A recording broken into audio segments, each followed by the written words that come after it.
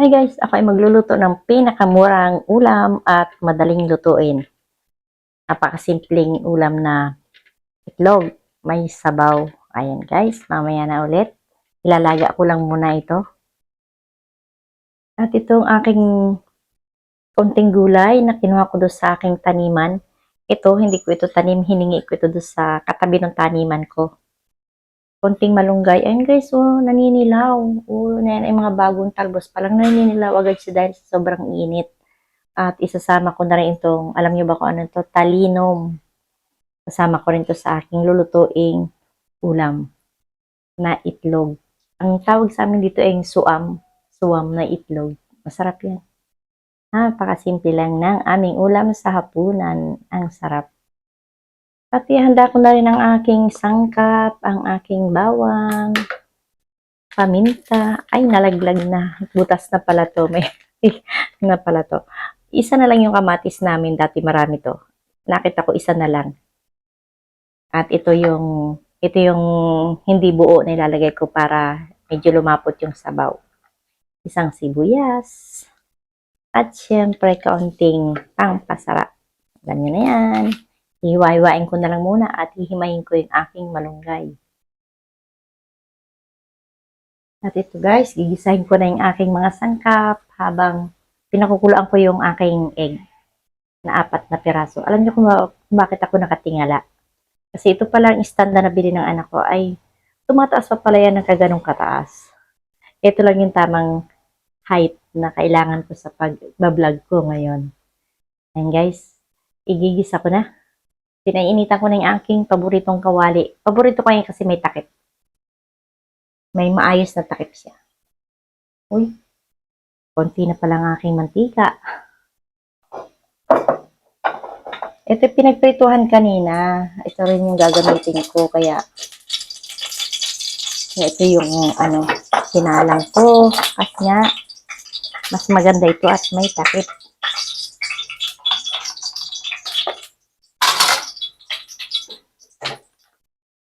Check guys, igigisa ko muna.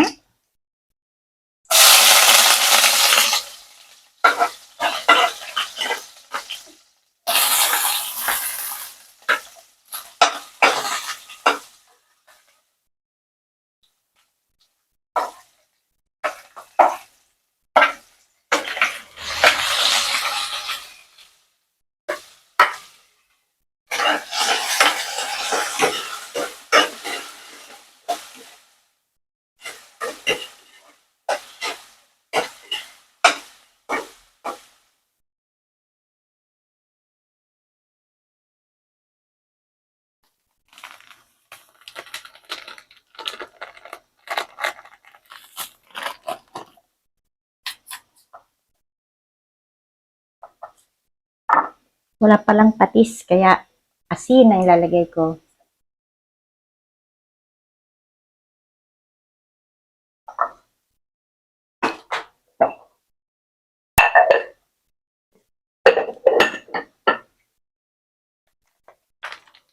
At ang paminta, kunti lang kasi nalagyan ko na siya kanina.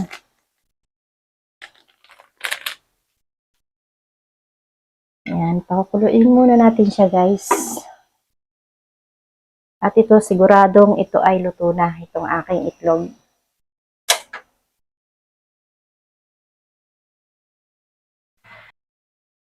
Ayan guys, kumukulo na, kaya ilalagay ko ng aking gulay.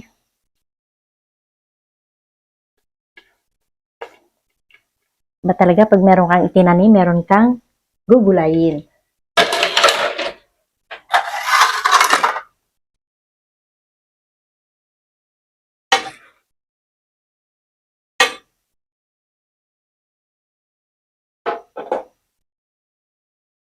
Lalagay ko na rin itong isang itlog na hilaw.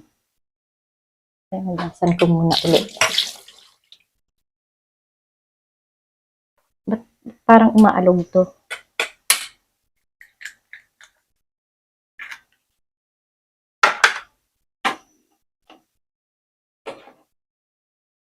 Diba? Napakabilis lutuin.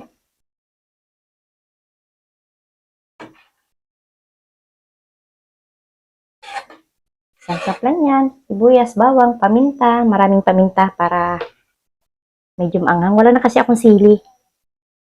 Eto guys, talagay ko na itong aking nilagang itlog na binalatan ko na.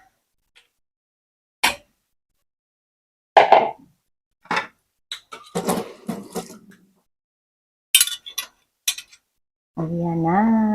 Ang aking... O, di ba? May sabaw ako ngayon. Laging prito na lang. Prito, prito. Kailangan din natin ng sabaw. O.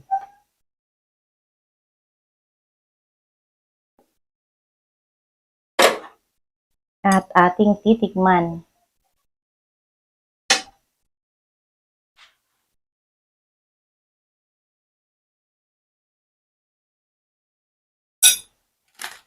Lagyan natin ng konti, pang palasa, medyo tumapatak ba. Yun. Ito na guys, ang aking ulam. Ayan, o, di ba? Sarap. Ah.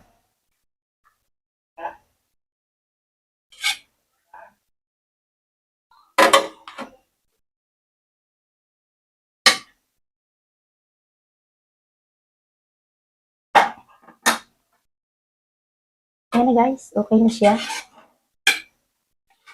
Meron na kaming ulam sa hapunan at meron pa silang prito na ipapartner dito.